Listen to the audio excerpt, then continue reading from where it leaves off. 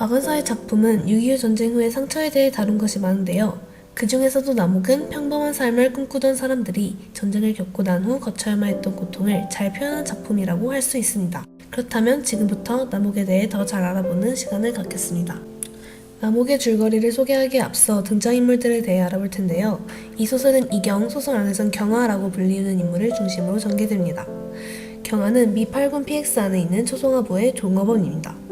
그녀는 어린 나이에 6.25 전쟁을 겪었고 그 결과 두 오빠들을 잃게 됩니다. 두 오빠들의 죽음이 자신의 책임이라고 생각하는 그녀는 끊임없이 고통스러워하고 어머니와의 관계에서도 어색한 긴장만이 감돕니다. 그녀는 초상화부 안에서 지루하고 껍데기뿐인 나날을 견디던 중 새로운 환쟁이 오키도에게 관심을 가지게 되는데요. 그녀는 오키도에게서 이상하면서도 특별한 느낌을 받게 됩니다. 속물적이고 그림을 진정으로 사랑하지 않던 여느 환쟁이들과는 달리 오키도는 진정으로 그림을 그리길 원하는 진짜 화가였던 것이죠. 언젠가 슬픈 눈빛을 가지고 있던 오키도와 경아는 서로의 상처를 공유하며 점점 가까워지고 결국 경아는 오키도를 사랑하게 됩니다. 그들이 겪고 있던 고통은 서로가 사랑하게 된 계기가 된 것이죠. 그러나 오키도는 자녀까지 두고 있던 가장이었고 둘의 사랑은 현실에서는 이루어지기 힘든 것이었습니다. 하지만 이를 알면서도 경아는 오키도를 끊임없이 사랑했고 자신의 모든 것을 바쳐서라도 오키도를 그녀 곁에 남게 하려고 노력합니다. 이는 오키도가 쉬고 싶다며 초상화 그리는 일을 그만둔 후에도 계속되어 경아는 꾸준히 오키도의 집을 방문하고 그곳에서 오키도가 고목을 그린 그림을 발견하며 커다란 슬픔을 느낍니다.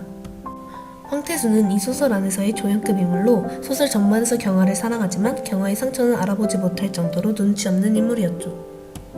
한편 불행하고 힘없는 삶을 고집하던 경아의 어머니가 죽고 경아 역시 현실에 순응하며 황태수와 결혼합니다.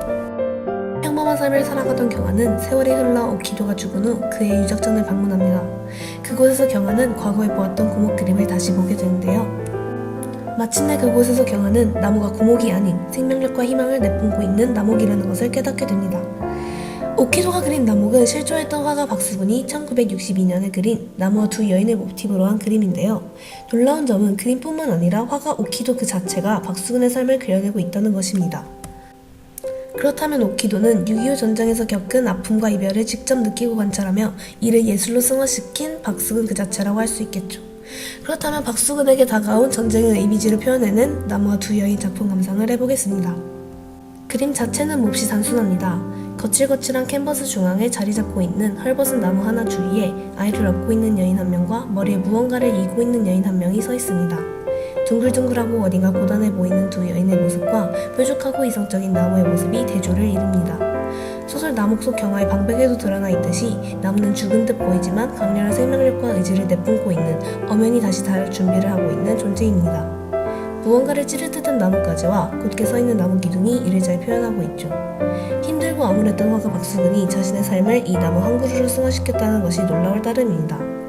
그러나 나무 곁에 서 있는 두 여인의 모습은 그의 고통과 당시 모두가 겪고 있던 아픔을 반영하고 있는 듯합니다. 두 여인들은 표정이 드러나 있지는 않지만 짐을 한 가지씩 들고 있다는 것으로 보아 삶의 힘든 시기를 겪치고 있다는 것을 알 수 있는데요. 작품의 배경색 역시 짙은 회갈색인 것으로 보아 어두웠던 그때가 박수근에게 어떤 아픔으로 다가왔을지 예상이 갑니다. 하지만 이 모든 것들은 중앙의 나무에게서 힘과 위로를 받습니다. 그들은 나무로부터 꿋꿋하게 걸어갈 수 있는 힘을 재충전하는 것입니다.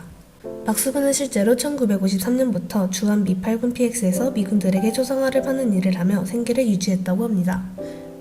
그리고 소설 나목은 당시 PX에서 일하던 박원서 작가가 박수근의 작품들을 접하게 되면서 탄생시킨 것이죠.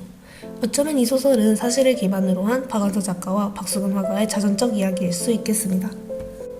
100명의 사람들이 모여있다면 이들 중 마음의 병을 앓고 있는 사람은 100명 전부라고 합니다. 우리는 모두 나무와 두 여인 속 회색 배경과 같이 힘든 시간을 겪었거나 겪고 있거나 겪을 텐데요. 그러나 그러한 시기 가운데에도 우리를 쉬게 할 수 있는 나목은 언제나 존재할 것이라는 믿음을 가지고 매일을 살아간다면 더 밝게 아침을 맞이할 수 있지 않을까요? 부고에서도 마찬가지입니다. 부고인 대부분이 이곳에서 마음 아파해본 적이 있을 것입니다. 아파하는 그 순간 동안은 모든 일이 불행하고 쓰라리다고 생각하겠죠. 하지만 세월이 지나고 되돌아보면 부고의 기억 안에는 따뜻한 빛이 가득했다는 것을 알게 될 것입니다. 가장 힘들고 상처뿐인 시절 속에서도 아름다운 추억은 깃들어 있으니까요.